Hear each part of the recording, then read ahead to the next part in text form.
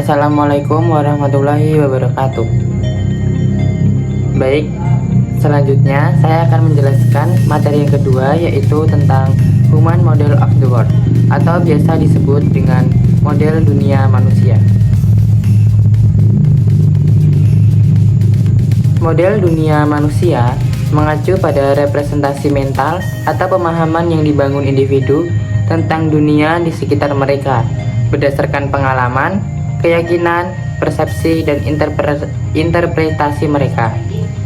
Ini mencakup bagaimana orang memandang dan memahami lingkungan mereka, termasuk orang lain, peristiwa, objek, dan fenomena. Berikut rincian komponen model dunia manusia. Yang pertama yaitu ada persepsi dan sensasi. Orang mengumpulkan informasi tentang dunia melalui indera mereka, seperti penglihatan, pendengaran, sentuhan, rasa, dan penciuman. Masukan sensori ini membentuk persepsi awal mereka terhadap dunia dan menjadi dasar pemahaman mereka. Yang kedua ada keyakinan dan nilai. Individu memegang keyakinan, nilai, dan sikap yang mempengaruhi cara mereka menafsirkan dan memahami pengalaman mereka. Keyakinan ini mungkin dipengaruhi oleh faktor budaya, sosial, agama, dan pribadi, dan secara signifikan dapat berdampak pada cara individu memandang dan berinteraksi dengan dunia. Yang ketiga ada proses kognitif. Kognisi manusia termasuk proses seperti ingatan, perhatian, penalaran, dan pemecahan masalah, melainkan peran penting dalam membentuk model dunia. Manusia menggunakan proses kognitif untuk mengatur, menafsirkan, dan menyimpan informasi tentang dunia, menciptakan representasi mental yang koheren tentang lingkungannya. Selanjutnya ada pengaruh sosial dan budaya.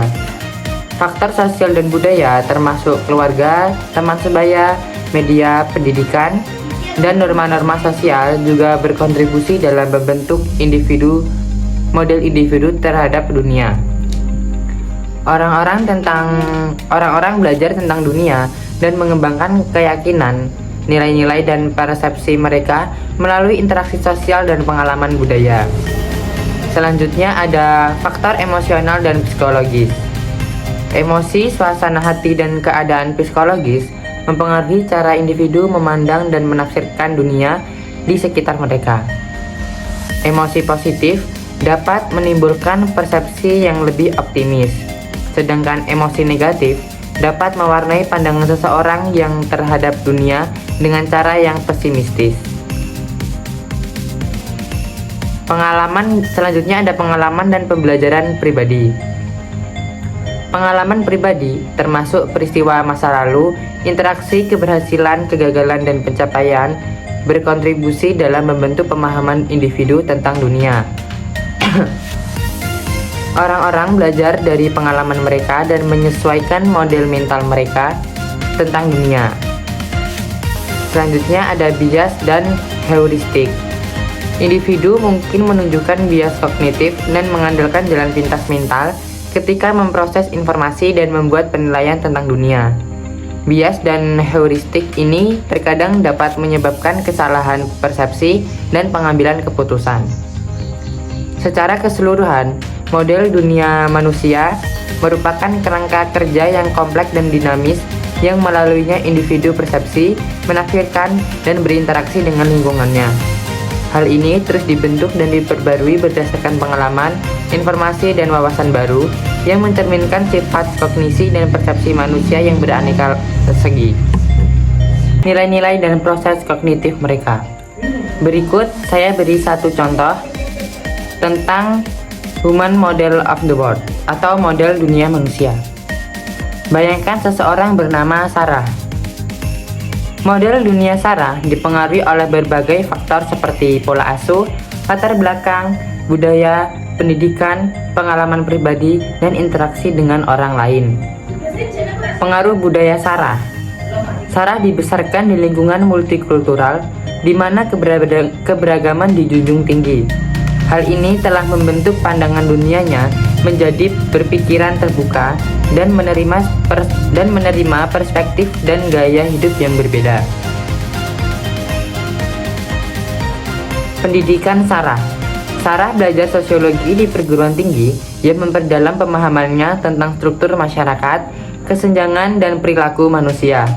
Pendidikannya telah membuatnya lebih sadar akan isu-isu sosial dan memotivasinya untuk melakukan advokasi perubahan. Pengalaman pribadi Sarah. Sarah telah bepergian secara luas dan tinggal di berbagai negara, mengenalkannya pada berbagai budaya, tradisi, dan cara hidup. Pengalaman-pengalamannya ini telah memperluas perspektifnya dan membuatnya menghargai kekayaan keberagaman manusia. Nilai dan keyakinan Sarah. Menghargai kasih sayang, empati, dan keadilan. Dia percaya dalam memperlakukannya orang lain dengan baik dan adil, terlepas dari latar belakang atau keadaan mereka. Nilai-nilai ini memandu tindakan dan keputusannya dalam kehidupan pribadi dan profesionalnya. Proses kognitif. Sarah cenderung mendekati situasi dengan rasa ingin tahu dan berpikir kritis. Dia senang terlibat dalam diskusi yang bijaksana dan belajar dari orang lain. Dia juga menyadari bias kognitif dan mencoba mengurangi dampaknya terhadap proses pengambilan keputusannya. Sarah dicirikan oleh keterbukaan, empati, dan komitmen terhadap keadilan sosial meskipun perspektifnya dibentuk oleh pengalaman dan keyakinannya sendiri. Ia tetap menerima ide dan perspektif baru, terus berkembang dan tumbuh sebagai individu.